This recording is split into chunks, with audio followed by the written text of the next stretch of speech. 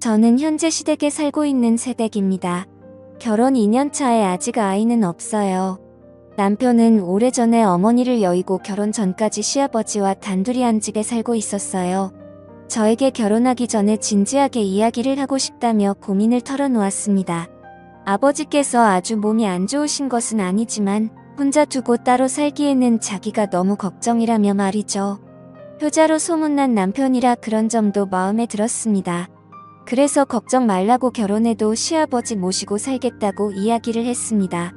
그러자 남편은 정말 들듯이 기뻐했어요. 남편과 만난 계기는 영화관에서였습니다. 당시 영화관 매표소에서 근무하고 있던 저는 주로 낮에 근무를 섰어요. 평일 낮에는 영화를 보러 오는 손님도 별로 없고 한가로워서 시간이 무척 느리게 흘러가곤 했습니다.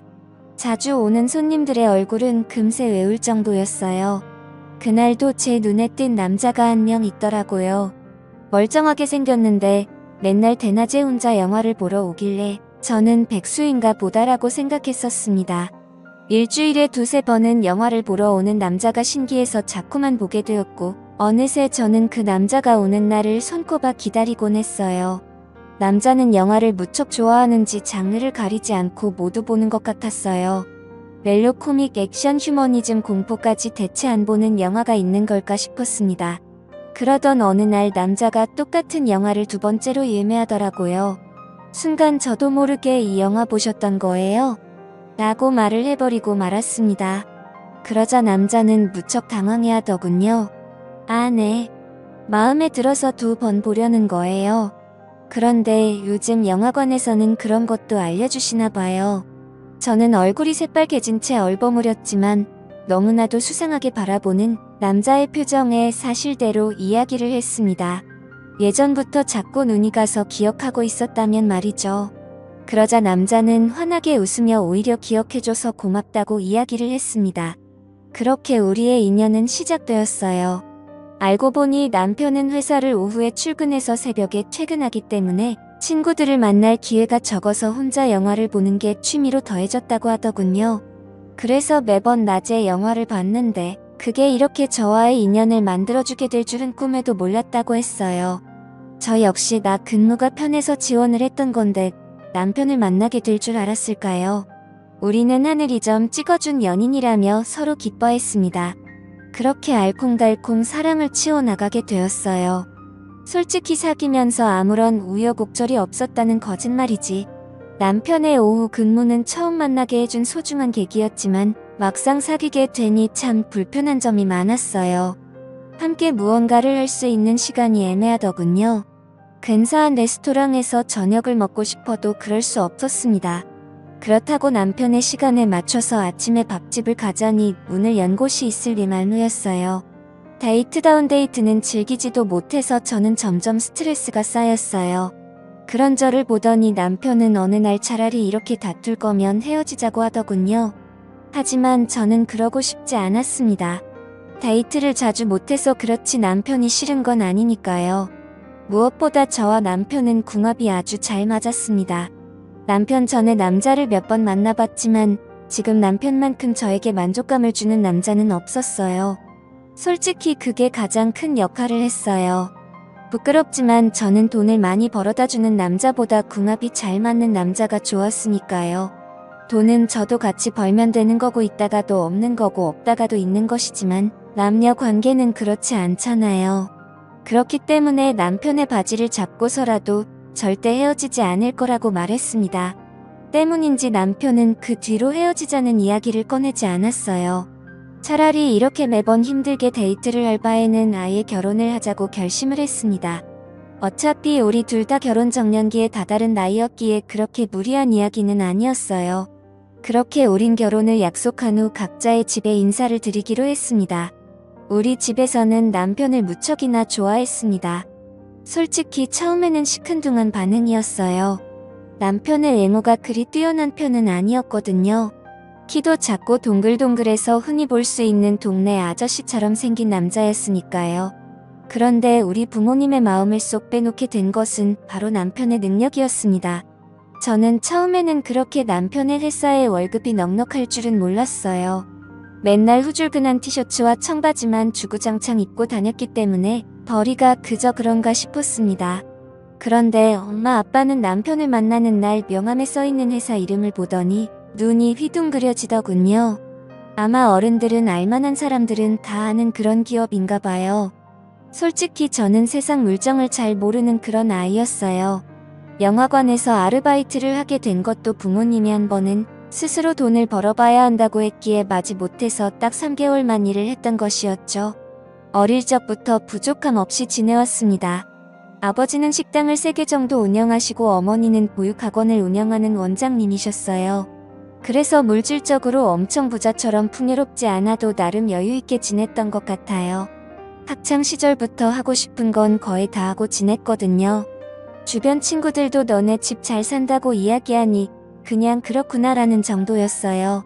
마땅히 취직을 할 생각도 없어서 초등학교 때부터 꾸준히 하던 피아노로 이름 없는 대학교를 졸업했어요.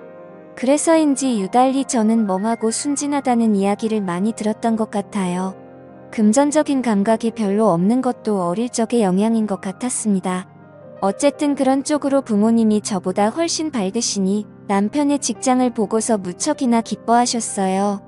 그래서 바로 결혼에 대해서 긍정적으로 허락해 주신 것 같았습니다.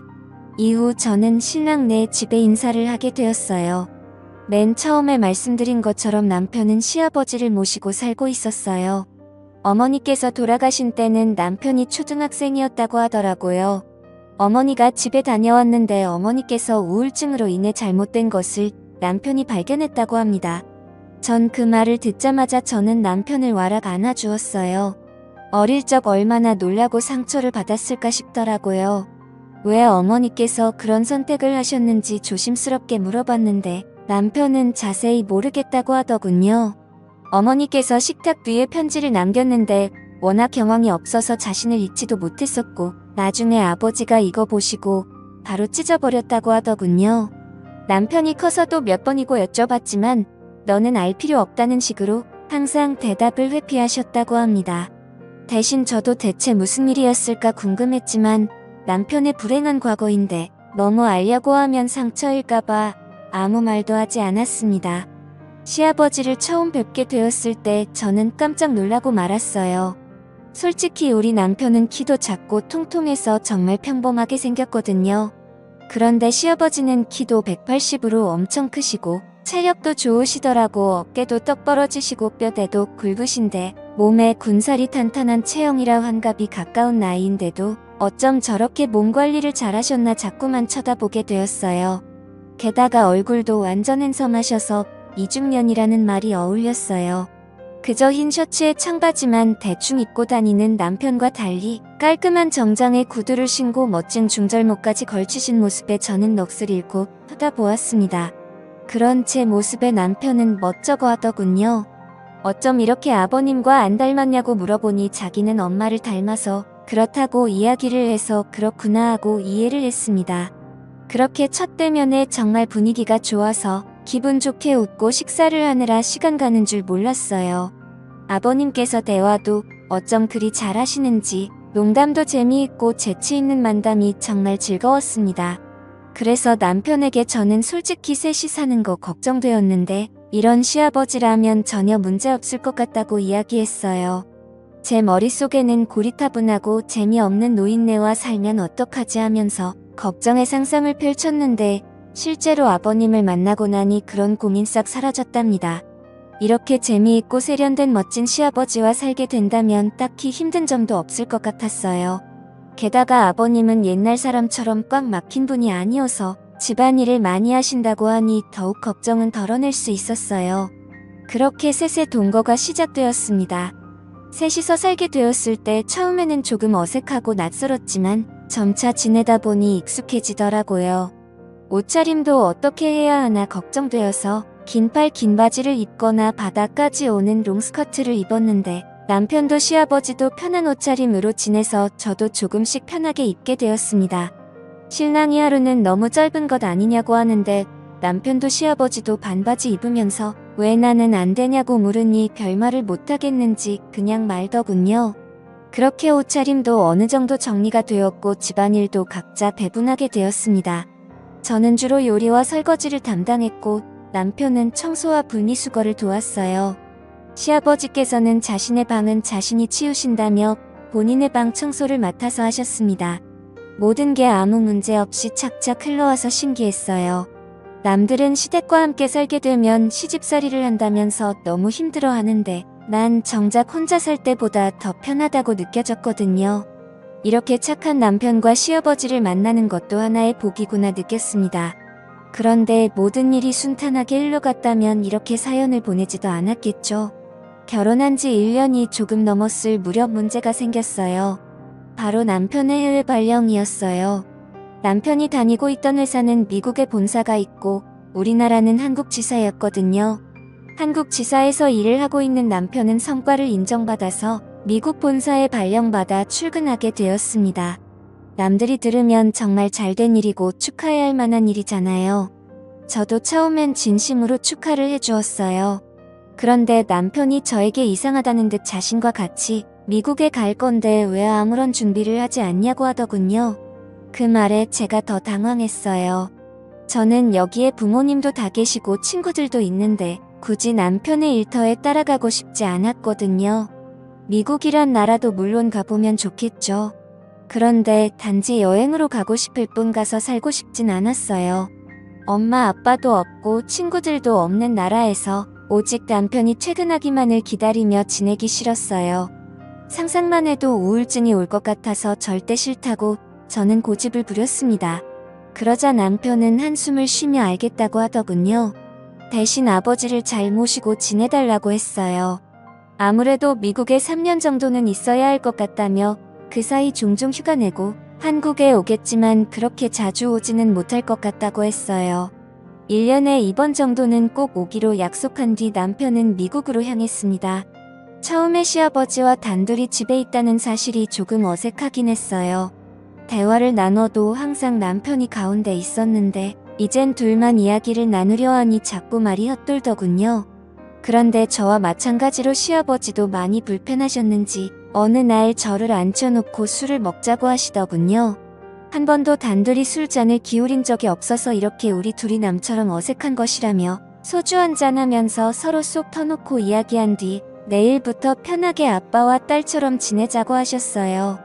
저도 시아버지 말에 동의를 하고 술을 마셨습니다. 이날에는 둘 다 별일이 없었어요. 정말 일반적인 시아버지와 며느리처럼 안주에 소주를 나눠 마신 뒤 이런저런 이야기를 하다가 잠에 들었으니까요.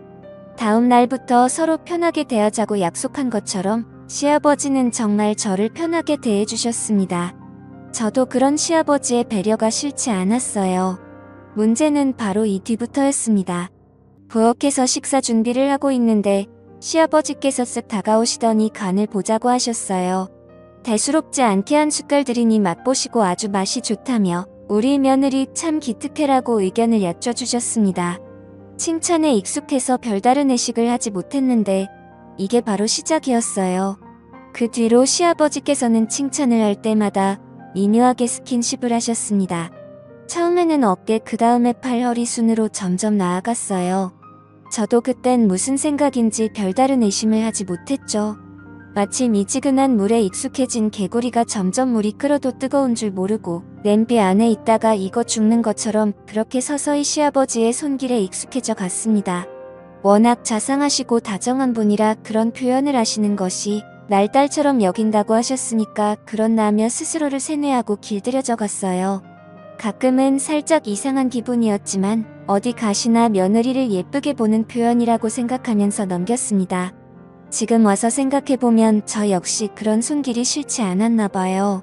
아무래도 남편이 멀리 떨어져 있고 점점 외로워져 그런 건지 모르겠지만 나도 모르게 시아버지의 스킨십이 익숙해지고 당연하게 느껴졌습니다.